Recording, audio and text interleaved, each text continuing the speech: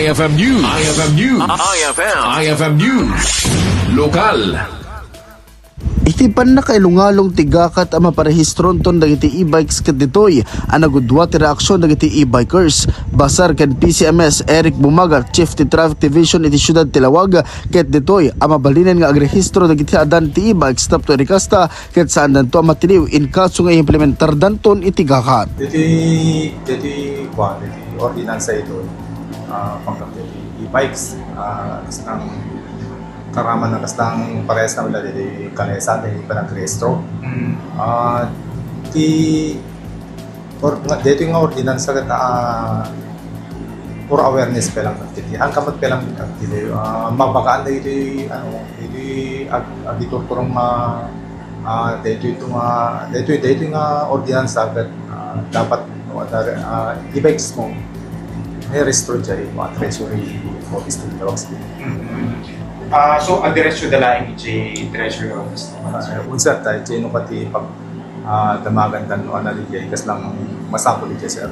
Yes, sir. Kuna dagiti nakasarsarita tayo nga e-bikers ket saan da nga manamong iti daytoy gaputa isu ti rason no apay agimatang da iti e-bike ket awan iti rehistro na ken awan ti lisensya anas ken amay pakita o manamong met dagiti daduma nga e-bikers iti daytoy gaputa mabalinen ang matrace no kasbilang man mapukaw ti e-bikes da. Sir, no panggip met data rehistro sir iti LGU kasi iti LGU han gamin nga sakop iti LTO. Kasi nung rehistro ni LGU dito sir, adamit ten ti advantages di kiti consumer nga siyempre tamnos pangarigan ko mga e-bike ket mapukpukaw at adun iti mang tulong kanya ng mga recognize ti e-bike lalo na ma-checkpoint ton. Unlike tatang awan pa lang ti registration na ket siyempre awan pa lang ti ibig sabihin awan pa lang ti checkpoint.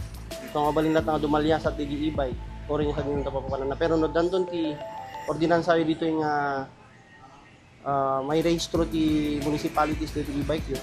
Siyempre, nadardaras mo nito makitan mo yan di doon na po ka man di e-bike ka naman. Tapos lang pa advantages met ni consumer jay. Pero ti disadvantage na lang met.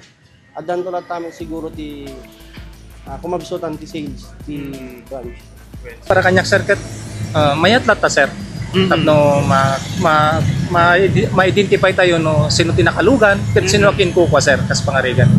So dapat ma-identify tayo no nyo akin lugan daytoy sino ti akin ko kas sir tan mabigbig mat laeng. Iti agdama ket manarimaan iti information dissemination iti publiko iti daytoy agakat. Para iti IFM News, Idol Lawrence Martinez, Tatak, IFM. IFM News. IFM News. IFM News. Lokal.